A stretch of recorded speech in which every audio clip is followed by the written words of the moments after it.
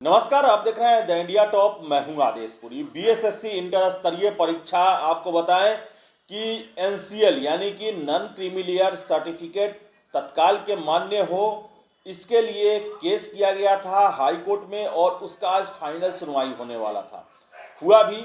लेकिन आपको बताएं कि एक इंटरवेनर जो पिटीशन है वो कुछ छात्रों के द्वारा कल यानी कि 10 जनवरी को दायर की गई कोर्ट में, और उसको लेकर हाई कोर्ट के द्वारा अब छात्रों के वकील से जवाब मांगा गया है और 4 हफ्तों का समय दिया गया है। ले देकर ये कहें कि अब 4 हफ्ते यानी कि 1 महीना के लिए और लटक गया बीएसएससी प्रथम इंटर स्तरीय का मामला।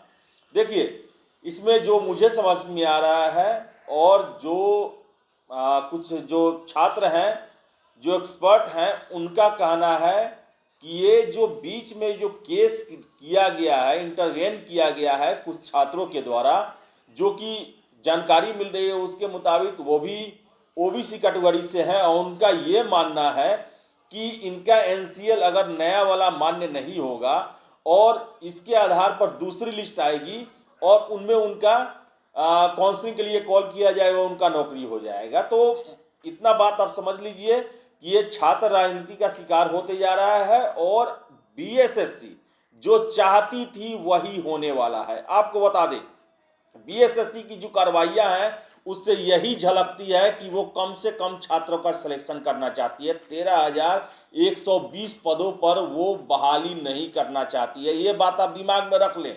अगर ऐसा नहीं रहता तो उसे 14,000 ही काउंसलिंग में बुलाने की ज़रूरत नहीं थी, वो 25,000 आपको 2.5 गुना भी बुला सकती थी। फिर से आपको बताएं कि उसे एनसीएल पर भी ऑब्जेक्शन नहीं होना चाहिए था, लेकिन उसने एनसीएल पर भी ऑब्जेक्शन लगाया ताकि ज़्यादा से ज़्यादा कैंडिडेट्स का सिलेक्शन नहीं हो पाए।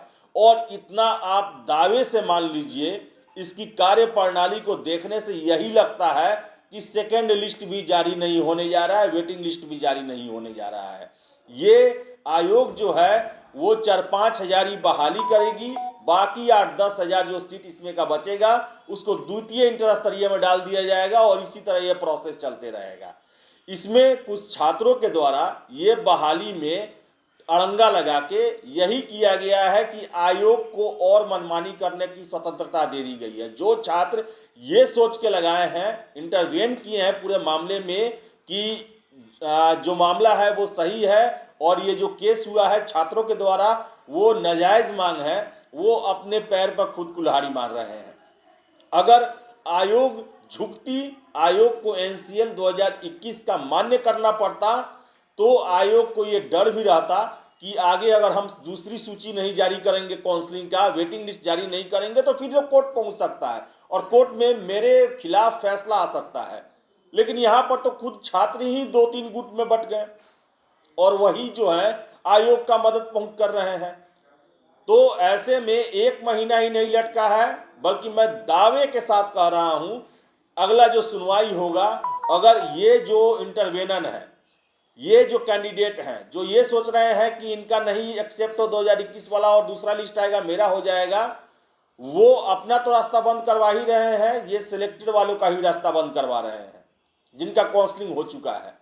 और इतना याद रखिए कि 14,400 के आसपास बुलाया गया था काउंसलिंग में फर्स्ट लिस्ट में।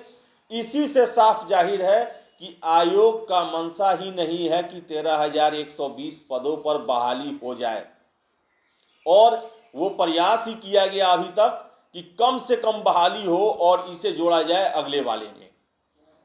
तो आयोग का आप काम कर रहे हैं जाने अनजाने में। मुझे नहीं पता कि आपको कहां से सूचना मिली कि अगर इनका नहीं होगा तो दूसरा लिस्ट जारी किया जाएगा, लेकिन मुझे ये लगता है, आयोग को मैं भी 2 सालों से देख रहा हूं इसके कार्यप्रणाली को, इसका कोई इरादा नहीं है कि सेकेंड लिस्ट या वेटिंग लिस्ट जारी किया जाए।